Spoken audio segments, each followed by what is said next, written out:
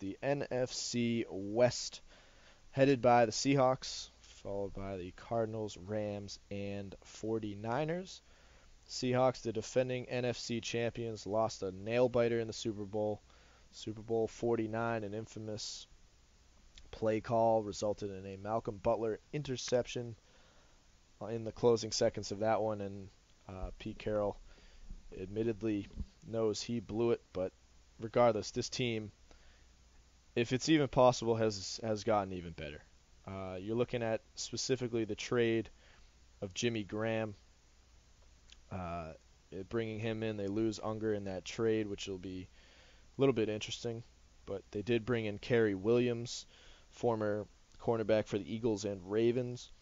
He'll help replace Byron Maxwell, and hopefully this team can get Cam Chancellor assigned to a long-term deal. That'll be a big factor in this season. But I think, all that aside, the most improved team is actually the St. Louis Rams. They bring in a new quarterback in Nick Foles. They traded away Sam Bradford, who was very injury-prone. I think Foles is a big upgrade.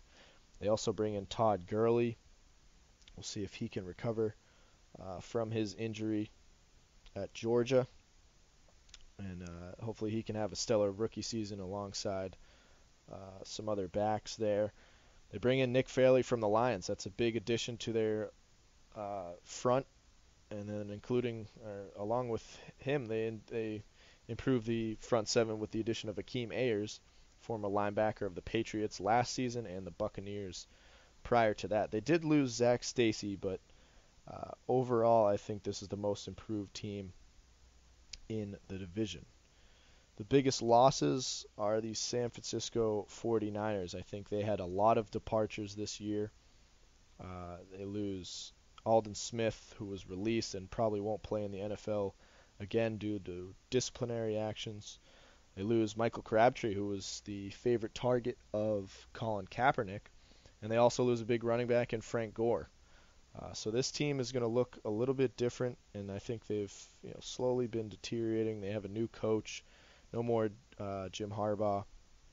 So I think the biggest losses go to the 49ers. They did bring in Torrey Smith and Reggie Bush, so they replaced Crabtree and Gore respectively with those two players, but still some tough losses, and that was the core of this team, and a team that's getting older with the likes of Vernon Davis and some of those guys on defense. Anquan Bolden, another aging receiver. Best defense still goes to the Seahawks. It's an incredible defense. You have the Legion of Boom. Hasn't changed much. That front seven is still dominant, and this defense is still probably the best in the NFL 3 years later. I also think they're the best offense. You got Russell Wilson, who is a fantastic young quarterback, really has filled his own shoes and stepped up in that role. He's been to 2 Super Bowls in a row. We'll see if he can make it 3. And now he has another weapon in Jimmy Graham. This team is deep at tight end. They have a bunch of receivers that Wilson is capable of throwing to. Not big name receivers, the likes of Jermaine Kearse, Doug Baldwin, but guys that can make noise. And obviously you got beast mode in the backfield, Marshawn Lynch, who is recently reunited with his former running mate in Buffalo, Fred Jackson. So a big backup back now in Seattle. So best offense as well as best defense, I think, goes to the Seahawks. I think they'll win this division yet again, followed by the Cardinals, Rams, and Niners in that order. What do you know? They're little footballs. Laces out.